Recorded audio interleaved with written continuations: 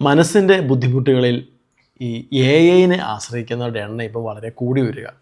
AI ഒരു പ്രധാനപ്പെട്ട സവിശേഷത എന്ത് കാര്യവും നമുക്ക് ChatGPTയിലോ അല്ലെങ്കിൽ അതുപോലെയുള്ള കാര്യങ്ങളൊക്കെ നമുക്ക് സെർച്ച് ചെയ്യാൻ പറ്റും, നമുക്ക് ഹെൽപ്പ് എടുക്കാൻ വേണ്ടി പറ്റും. പക്ഷേ ഒരു അപകടകരമായ ഒരു പ്രവണതയാണ്. എന്തുകൊണ്ടാണ് അത് ഉപയോഗിക്കാൻ പാടില്ലാത്തത് എന്ന് ചിലർ ചോദിക്കാറുണ്ട്. ഞാൻ അതിലേക്ക് വരാം. അതിനു മുമ്പ് ഒരു രസകരമായ ഒരു കാര്യം പറയാം. കഴിഞ്ഞ ദിവസം എൻ്റെ ഹോസ്പിറ്റലുണ്ടായ കാര്യം. ഒരു നല്ല സൈക്കാട്രിസ്റ്റ്, അദ്ദേഹം ഒരു 10 വർഷം പഠിച്ച ഡോക്ടറാണ്. അദ്ദേഹത്തെ കാണാൻ വേണ്ടി ഒരു വ്യക്തി വന്നു. കാണാൻ വേണ്ടി കയറിയപ്പോൾ ഇദ്ദേഹം എന്ത് ചെയ്തു?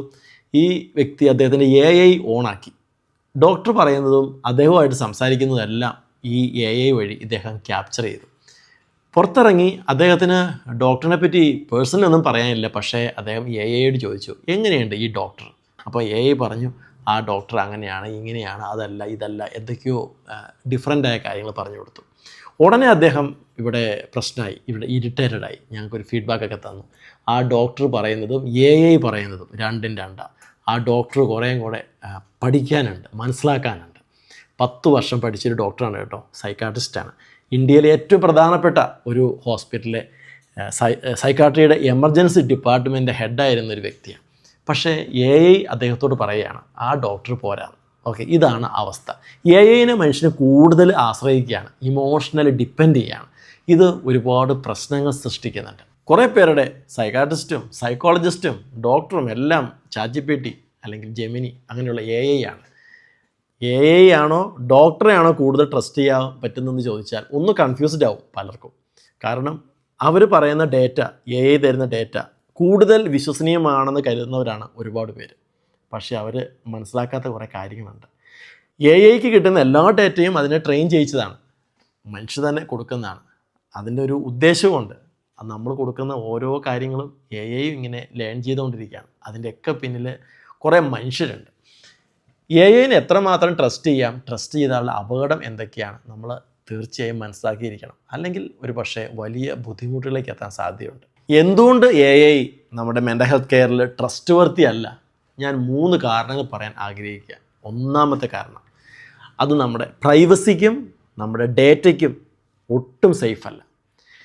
AIയോട് നമ്മൾ പറയുന്ന കാര്യങ്ങളില്ലേ, നമ്മുടെ ഇമോഷണലായ പല കാര്യങ്ങൾ പറയും, നമ്മുടെ വളരെ പ്രൈവറ്റായ കാര്യങ്ങൾ, നമ്മുടെ സെക്ഷുവലായ കാര്യങ്ങൾ, അതുപോലെ നമ്മുടെ ജീവിതത്തിലുള്ള പല അനുഭവങ്ങളും, നമ്മുടെ ചൈൽഡ്ഹുഡ് മെമ്മറീസ്, നമ്മുടെ ഫാമിലി ഹിസ്റ്ററി, ഇങ്ങനെ ഒരുപാട് കാര്യങ്ങൾ, വളരെ പ്രൈവറ്റായ കാര്യങ്ങളൊക്കെ AIയോട് നമ്മൾ ഷെയർ ചെയ്യും. നമ്മൾ ചിന്തിക്കുന്നത് അതങ്ങോട്ട് പറയുമ്പോൾ നേരെ ഇങ്ങോട്ട് കിട്ടുന്നു, ഇത്രയായിരിക്കും. പക്ഷേ ഇതെല്ലാം ഒരു സ്റ്റോറേജിലേക്ക് പോയിക്കൊണ്ടിരിക്കുക. എത്രമാത്രം ഇതിൻ്റെ പ്രൈവസി ഉണ്ട് എന്ന് അറിയൂ. നമുക്കെല്ലാവർക്കും ഒരു അക്കൗണ്ട് ഉണ്ടാവും AIയിൽ അല്ലേ. അത് നമ്മുടെ പേര്, നമ്മുടെ ഇമെയിൽ, ഫോൺ നമ്പർ, ഇതെല്ലാം ഒരുപക്ഷെ നമ്മുടെ അഡ്രസ്സ് അടക്കം അത് സ്റ്റോർ ചെയ്തിട്ടുണ്ടാവും. ഇങ്ങനെ സ്റ്റോർ ചെയ്തിരിക്കുന്ന നമ്മുടെ പ്രൊഫൈല് ഉൾക്കൊള്ളുന്ന ആ AIക്ക് എത്രമാത്രം നമുക്ക് പ്രൈവസി അഷ്വർ ചെയ്യാൻ വേണ്ടി പറ്റും? എന്തിൻ്റെ ഉറപ്പിലാണ് നമ്മൾ ആ AIയോട് നമ്മൾ നമ്മുടെ വളരെ പേഴ്സണലായ കാര്യങ്ങൾ ഷെയർ ചെയ്യുന്നത്? പലപ്പോഴും വളരെ മണ്ടത്തരം കാണിക്കുന്ന പോലെയാണ് ഓരോരുത്തരും അവരുടെ പേഴ്സണൽ കാര്യങ്ങളൊക്കെ ഷെയർ ചെയ്യുന്നത്. ചില പിക്ചേഴ്സ് അയക്കൽ, അതുപോലെ ഒരുപാട് കാര്യങ്ങൾ ചെയ്യാറുണ്ട്. പക്ഷേ ഒരു കാര്യം ഓർക്കണം, നമ്മൾ കൊടുക്കുന്ന ഡേറ്റയ്ക്കോ നമ്മുടെ പ്രൈവസിക്കോ പല AIയും ഒരു ഗ്യാരണ്ടിയും തരുന്നില്ല എന്നുള്ളതാണ്, ഒരു ഉറപ്പും തരുന്നില്ല.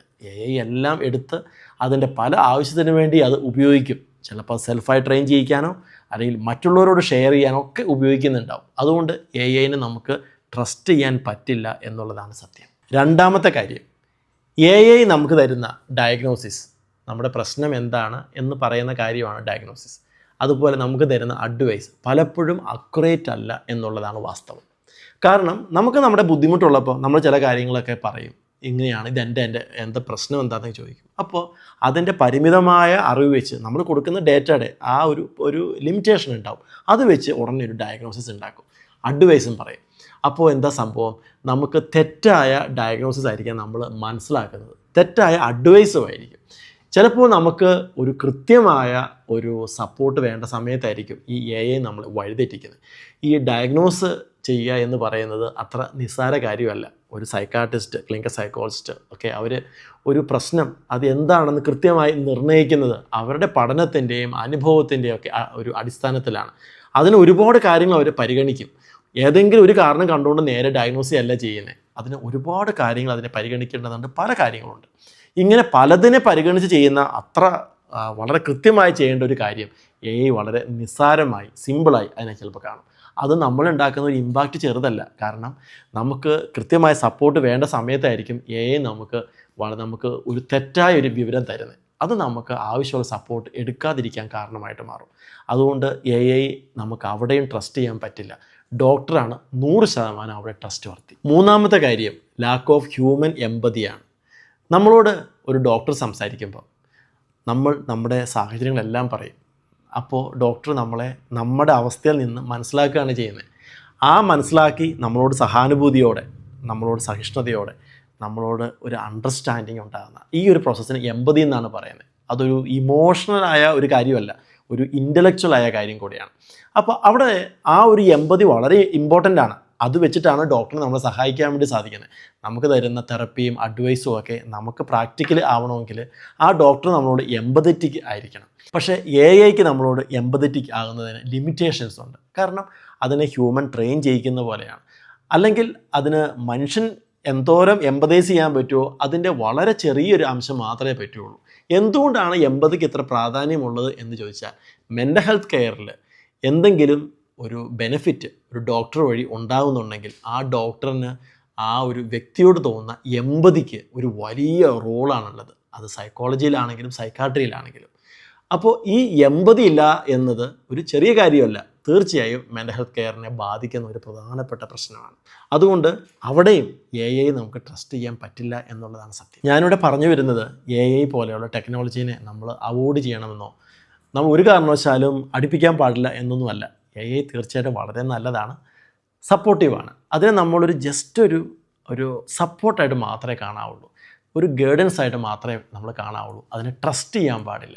പ്രശ്നം ഉണ്ടാകുന്നത് നമ്മളതിനെ ട്രസ്റ്റ് ചെയ്യുമ്പോഴാണ്, നമ്മളതിനോട് ഇമോഷണലി ഡിപ്പെൻഡ് ആകുമ്പോഴാണ്. ചിലർക്കൊക്കെ കാമുകനായിട്ടും കാമുകിയായിട്ടും അതുപോലെ സുഹൃത്തായിട്ടും ഒക്കെ കൂടെയുള്ളത് ChatGPTയും ജെമിനിയൊക്കെയാണ്. അങ്ങനെ പോകുമ്പോൾ എന്താ, കംപ്ലീറ്റ് അതിൻ്റെ ഡയറക്ഷനിലാണ് പോകുക. നമ്മളൊരു യാത്രയിൽ ഗൂഗിൾ മാപ്പിനെ നമ്മൾ ട്രസ്റ്റ് ചെയ്തിട്ടാണ് പോകുന്നതല്ലേ ഇന്ന് പലപ്പോഴും. പക്ഷേ ഗൂഗിൾ മാപ്പ് വഴി പോയി പലപ്പോഴും അപകടങ്ങളിൽ പോയി ചാടുന്നവരും ഇഷ്ടം പോലെ പേരില്ലേ. നമുക്ക് ടെക്നോളജീനെ നമുക്ക് ഡിപ്പെൻഡ് ചെയ്യാം, പക്ഷേ ടൂ മച്ച് ഡിപ്പെൻഡൻസി പാടില്ല, ടൂ മച്ച് ട്രസ്റ്റും പാടില്ല. അതുകൊണ്ട് തീർച്ചയായും വളരെ ക്വാളിഫൈഡായ നമ്മളെ സപ്പോർട്ട് ചെയ്യാൻ പറ്റുന്ന ഒരു ഡോക്ടർ ഉണ്ടെങ്കിൽ, ഒരു സൈക്കോളജിസ്റ്റ് ഉണ്ടെങ്കിൽ അതിനെ ഒന്നും റീപ്ലേസ് ചെയ്യാൻ പാകത്തിലുള്ളതല്ല AI. മെൻ്റൽ ഹെൽത്ത് കെയറിൽ നമ്മളെയും ഡോക്ടറിനെയൊക്കെ സഹായിക്കാനുള്ള ഒരു ടെക്നോളജി മാത്രമാണ് AI. ഈ ഒരു അറിവ് എപ്പോഴും നമ്മുടെ മനസ്സിലുണ്ടാവണം.